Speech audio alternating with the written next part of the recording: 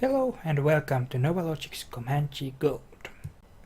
This game is a combat helicopter simulation from 1998. Well, kind of. It is actually a slightly upgraded version of Comanche 3 released in 1997. The most notable change is the fact that the game is now a Windows game rather than a DOS game. It also includes a mission editor and some additional campaign missions. The game is rather arcadey, so calling it a simulation is pushing it, but it does make a reasonable attempt at it. Now let's get started. The game is divided into campaigns. To begin with, we have training flights, which more or less acts as the tutorial campaign.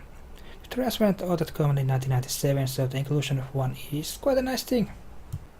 But on the other hand, unfortunately training happens in an in-universe fashion, so while it is pretty cool, it does have the downside that for looking up keys and such, you have to look into the manual.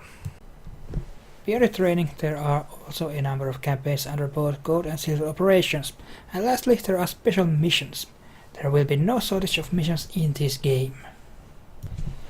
The training missions campaign is a bit unique in that it does not have a big final mission, instead it has free flight instead. Although the graduation day certainly is by far the toughest of these training missions.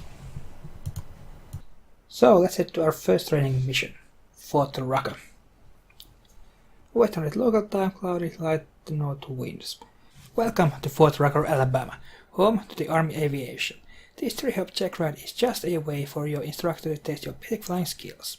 It also gives you a chance to practice flying before tackling some of the more difficult missions in the training curriculum.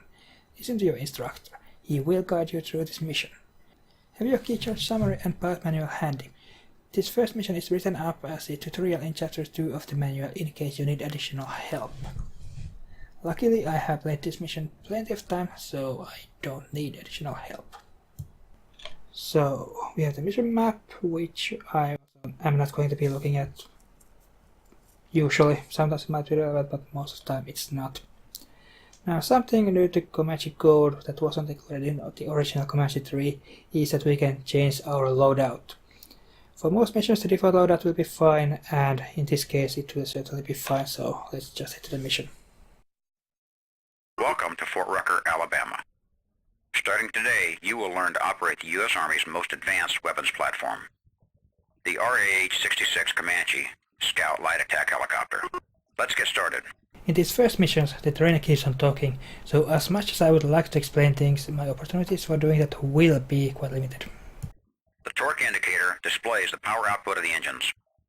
Increase the collective until the power bar lies within the small circle. This will put the Comanche into a hover. Okay, ease in the collective and let's get going. The rate of climb indicator displays the rate at which your altitude changes. The ASL altimeter indicates your current altitude in feet above sea level. The AGL altimeter displays your current altitude above ground level up to 500 feet. Ease the cyclic forward and proceed to the start point. The ground speed indicator displays your speed in knots. The velocity vector shows the speed and direction of the Comanche.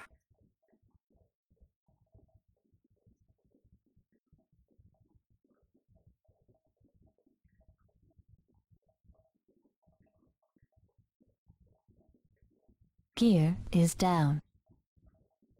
Now the first thing I forgot to mention is our landing gear, which is indeed still down. I can press G to raise it, and it'll take care of that. If I leave it down, it'll be more easy for enemies to spot me, but that's pretty much the only real problem. Looking good.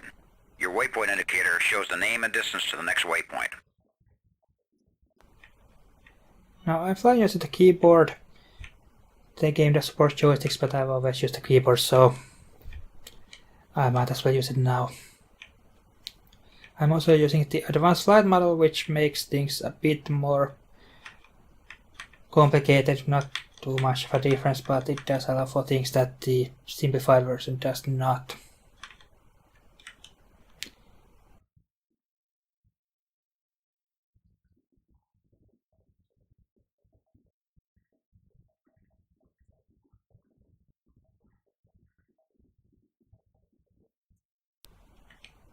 For the most part, we'll be flying in canyons and other such places such as these just to avoid detection. In this mission we don't have any threats, so I could just do anything, but I might as well get used to doing this the right way. You can see some oil pumps in this little valley up ahead. Yeah, we certainly can.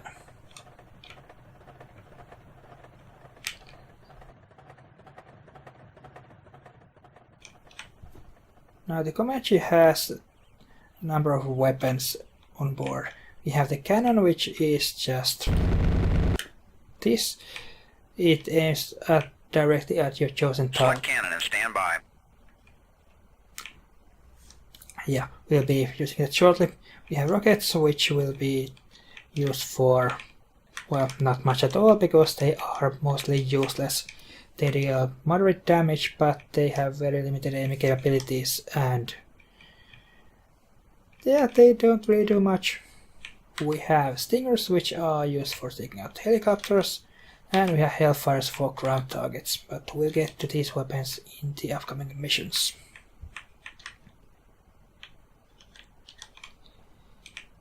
Now we should be getting to some oil tanks.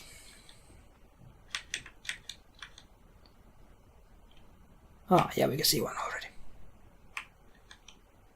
There's a group of oil tanks down below. Go ahead and squeeze off a few cannon rounds. Now aiming can be done in a few ways.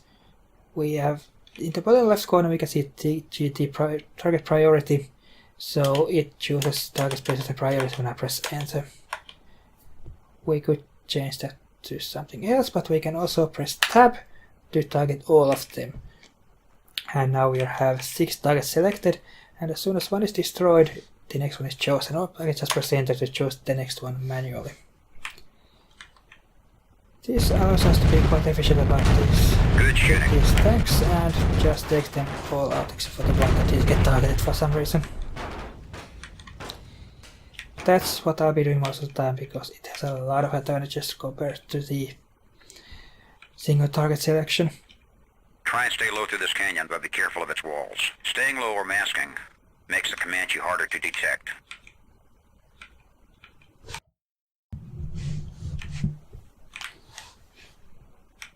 Yeah, it certainly does. Okay, we're coming up on a bridge. It's your choice, over or under. Well, obviously we're going to be flying under it, considering where we are right now. Good job. Up ahead is a forward area rearming point, or a FARP. Landing on a FARP will reload your Comanche. Let's give it a try. Your landing indicator will appear when you're over the FARP.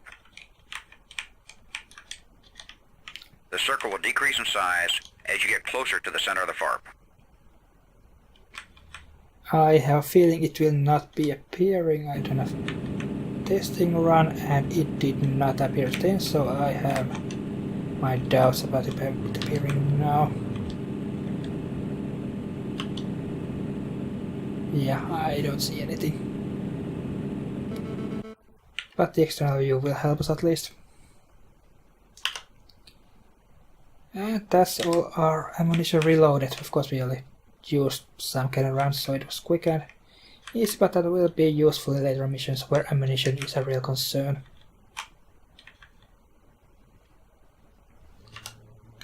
What, I forgot to gear down. Waypoint stakes are visual references showing the location of your next waypoint. Let's move on to the ammo dump. The Comanche's best defense is stealth. Move quickly through wide open areas to avoid detection. Okay, target the ammo dump and switch to rockets. When your rocket steering cursor is over the target, fire. The rockets will aim up and down, but they will not aim side to side. And that's what makes them so useless.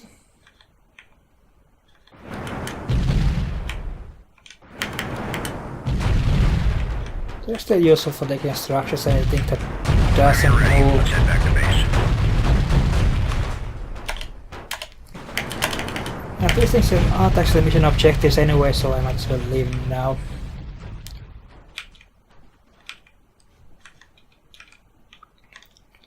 And the mission will be over as soon as I get to the next waypoint, but this is actually quite unusual because most missions end when you take out all the targets. Good flying. You're ready for the next step. But as soon as the mission is over, I can just end it no matter where I am. And that's going to be the case now. I'll just end the mission here. And that was the first training mission. And mission number 2, ground attack. 17:30 local time, light clouds, light northwest winds. We have no rockets, no stingers, but we have 14 hellfires, which makes sense because hellfires are rather useful against ground targets. The second training mission is designed to improve your basic ground attack skills. It consists of 3 encounters, which will test your ability to engage ground targets using the 20mm cannon and hellfire missiles. Once again, your instructor will be coaching you through each encounter. Use caution when approaching targets. Unlike the first mission, enemy forces will shoot back at you. So that's something to be slightly concerned about, but I think we can manage. The default loadout will do so. This mission will teach you how to engage hostile ground units. Let's get to it. Yes. The weapon and priority indicator displays the weapon you currently have selected to fire. Your primary weapon for this type of mission is a Hellfire missile. The rounds remaining are displayed in the box directly below the weapon name. The situation display shows both friendly and enemy military objects. Red dots represent threat aircraft. Enemy ground units are displayed as yellow dots. Your teammate is displayed as a blue dot. The green dots are friendly units. When you're being targeted by the enemy, a red circle will flash within the situation display. Okay, your first targets are up ahead. Looks like there's 2 T-80s and 2 BMPs. When you get a solid box, the missile has acquired the target. Right. Now that I have a moment of silence, I have selected 4 targets which we can see from the bottom left target hold 4. Now Hellfires always fire at the target you have currently selected, and even if you change the target after you have fired them, they will actually aim for the new target. But with target hold we can actually still fire 4 Hellfires and they will go to their own targets because of the automatic target selection. Finish the rest off before they finish you. Good job. Like that. Our next encounter is up ahead along the road. Let's see, how do I get the most practical? I suppose I'll just follow the road, if you can call it that.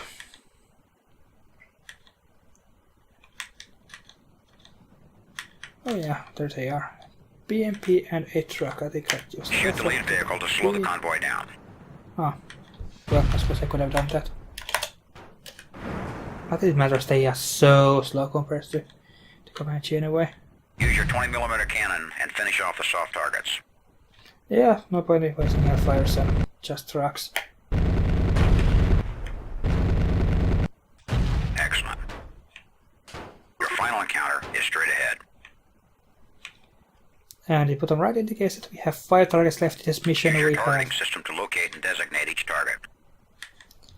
We have 8 hellfires left, so we should have plenty of firepower left, even if we happen to come across any other threats, which is highly unlikely. Let's... Oh yeah, I can see 4 of the 5 on my radar, so this is promising. It's a good idea to take out mobile SAM units first. Oh yeah, They are your most serious ground threat. But ultimately they can't see me from over here, so it doesn't actually matter.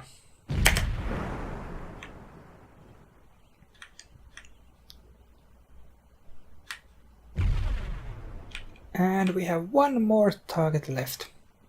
The nice thing about the target hold is that even if I lose sight of the target, I actually still maintain the lock, so the Hellfire will go to the last position the enemy was seen in.